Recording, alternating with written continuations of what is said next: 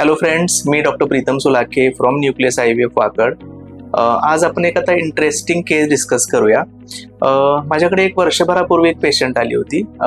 It was her third pregnancy आणि सोनोग्राफीचा report जेव्हा ती माझ्याकडे घेऊन आली तर सोनोग्राफीवर इट वॉज रिटन की 6 weeks 3 days याची प्रेग्नन्सी होती, पण हार्टबीट आल्यानंतर थांबून गेलं होतं। मी आज ही केस याच्यासाठी बेसिकली डिस्कस करतोय की डिटेल हिस्ट्री आणि काही स्पेसिफिक इन्व्हेस्टिगेशन्सचं मेडिकल फील्डमध्ये किती इम्पॉर्टन्स आहे हे आपल्याला क्लिअर होऊन जातं। आता या केसमध्ये काय झालं होतं की डिटेल हिस्ट्रीला आपल्याला असं कळालं की पेशंटला सिमिलर कंप्लेंट होत्या प्रिव्हियसली, मल्टिपल मिसकॅरेजेस विथ हार्टबीट डॉक्युमेंटेशन्स। तर जेव्हा हार्टबीट डॉक्युमेंट केले जातात प्रेग्नन्सीजमध्ये तेव्हा मोस्ट कॉमनली केसेसमध्ये आपल्याला ते because of blood clotting problems related इश्यूजमुळे ह्या गोष्टी दिसतात। अशा ह्या केसला मी परत थोडंसं आणखी डिटेलमध्ये जेव्हा गेलो तेव्हा आपल्याला असं कळालं की तिच्या भावालाही काही ब्लड क्लॉटिंग प्रॉब्लेम्स असल्यामुळं 1-2 वेळा ICU मध्ये ॲडमिट करावं लागलेलं आहे। तर अशा केसेसमध्ये आम्ही आमच्या हॉस्पिटलमध्ये एक प्रोटोकॉल ठेवलेला आहे की जेव्हा केव्हा पेशंट्सचे हार्टबीट येऊन थांबलेले असतात बाळाचे आणि त्या पेशंटला जर समजा डायलिटेशन अँड इव्हॅक्युएशन किंवा DNC किंवा DNE आपण ज्याला म्हणतो, सिम्पल लँग्वेजमध्ये बरेच पेशंट क्युरेटिंग म्हणतात, तर ह्या क्युरेटिंगचं जे मटेरियल आपल्याला मिळतं किंवा त्याला आपण प्रोडक्ट्स ऑफ कन्सेप्शन असं म्हणतो ते आपण टेस्टिंगला पाठवतो। आता टेस्टिंग ज्या आहेत त्या 2 प्रकारच्या असतात। एक आहे हिस्टोपॅथॉलॉजी टेस्टिंग आणि दुसरं आहे genetic workup of that particular tissue. तर अकॉर्डिंग टू आपल्या हॉस्पिटलच्या प्रोटोकॉलनुसार आपण त्यांना प्रोसीड केलं आणि आपल्याला असं लक्षात आलं की हिस्टोपॅथॉलॉजी एक्झामिनेशन्सवर तिच्या प्लासेंटामध्ये काही मायक्रोथ्रॉम्बाय आपल्याला नोटीस केले की आणि सोबतच काही फायब्रिन डिपॉझिट्स दिसले। तर हे पर्टिक्युलरली कधी होतं पेशंट्समध्ये की ज्या केसेसमध्ये थ्रॉम्बोफिलिया रिलेटेड म्हणजे ब्लड क्लॉट होण्याचं प्रमाण काही केसेसमध्ये थोडं नॉर्मल पेशंट्सपेक्षा जास्त असतं, तिथं ह्या केसेस आपल्याला दिसतात। जिथं जिथं ब्लडचा फ्लो जो आहे तो स्लो होऊन जातो, जसं की प्लासेंटा, त्याच्यामध्ये क्लॉट फॉर्मेशनचं प्रमाण होतं आणि इव्हेंच्युअली जेव्हा जेव्हा बाळाची रिक्वायरमेंट वाढते त्या केसेसमध्ये हार्टबीट फास्ट होतात आणि इव्हेंच्युअली ते हार्टबीट थांबतात। सोबत आपण जी जेनेटिक टेस्ट पाठवली होती बाळाची ती ॲक्च्युली नॉर्मल आली।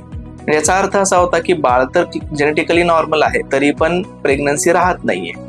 तर अशा केसेसमध्ये आफ्टर 3 months 3 महिन्यानंतर अबॉर्शन्स नंतर आपण काही स्पेसिफिक टेस्ट रन केल्या ज्याच्यामध्ये आपल्याला असं कळलं की अँटीबॉडीज पॉझिटिव्ह आलेली आहे, ANA पॉझिटिव्ह याला म्हणतात। तर हे बऱ्याचशा क्लिनिकल डिसऑर्डर्समध्ये कळतं आपल्याला। त्या आता नेमका अँटी न्यूक्लिअर अँटीबॉडी पॉझिटिव्हिटी म्हणजे काय, तर आपल्या शरीरामध्ये काही अँटीबॉडीज असतात ज्या आपल्या स्वतःच्या सेल्सला डिस्ट्रॉय करायला लागतात आणि त्याच्यामुळे आपल्या पर्टिक्युलरली त्या पर्टिक्युलर टिश्यूचा आपल्याला आजार होतो, जसं की SLE आहे, सिस्टेमिक लुपस एरिथेमॅटस म्हणतो, किंवा सिम्पल एक्झाम्पल झालं तर आपल्याला बऱ्याच पेशंटमध्ये थायरॉइडचे प्रॉब्लेम्स असतात।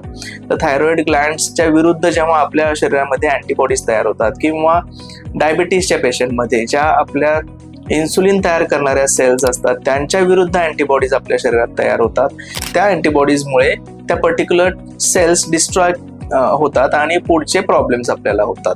कमिंग टू दिस पर्टिक्युलर केस, मग त्यांना आपण सांगितलं की आपल्याला प्री कन्सेप्शन इव्हॅल्युएशन करूनच प्रेग्नन्सी प्लॅन करायला लागेल। त्यानुसार आपण प्री प्रेग्नन्सी फॉलिक ॲसिड सप्लिमेंटेशन्स त्यांना चालू केले।